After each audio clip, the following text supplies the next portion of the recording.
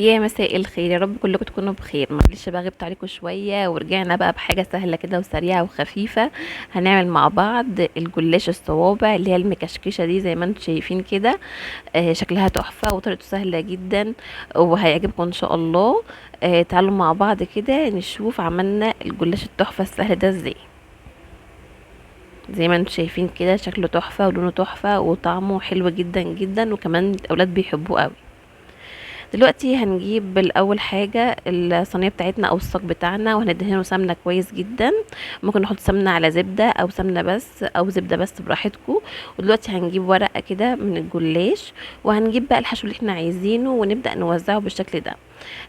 انا كنت حاطه هنا بس مش بنحط كتير، يعني بنرشرش شويه كده على الورقه كلها.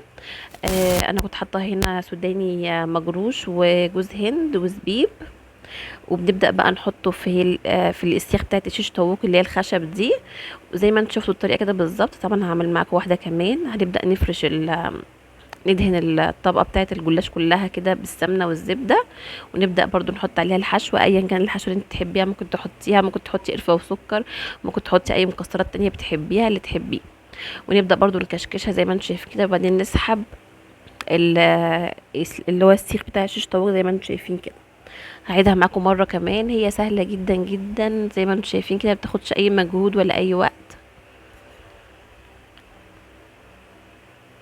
كمان ممكن تخلي ولادكم تعمل معاكم وهينبسطوا جدا. زي ما انتم شايفين بكشكشها كده وبسحب السيخ بتاع الشطاوج زي ما انتم شايفين كده.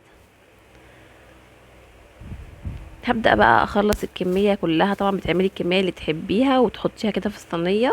طبعا ببقى مشغلة الفرن على درجة حرارة 200.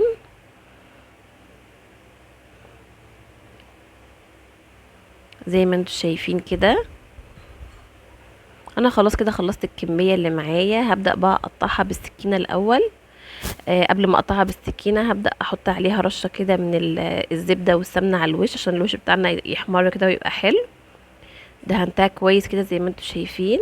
هبدا بقى اقطعها بالطريقه دي زي الجلاش الصوابع العادي يعني، عشان خاطر تبقى سهله كده لما تستوي نعرف نفكها من بعضها. واحطها بقى في الفرن لحد ما تاخد لون. هنشغل الفرن من تحت الاول لحد ما تاخد لون من تحت، وبعد كده هنشغل الشوايه عليها لحد ما تاخد لون حلو كده زي ما انتوا شفتوا في الاخر. وبعدين نطلعها نسقيها الشربات بتاعنا. طبعا الشربات انا ببقى عاملاه من بدري وبارد.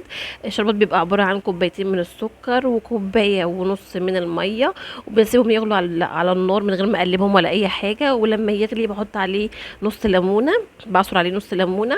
وبعدين بحط عليه معلقه صغيره من الفانيليا وبس كده، وبسيبه يبرد على جنب. زي ما انتم شايفين طلع تحفة. ومقرمش وطري من جوه وحاجة كده يعني هايلة وسريعة وسهلة وبألف هنا وشفا.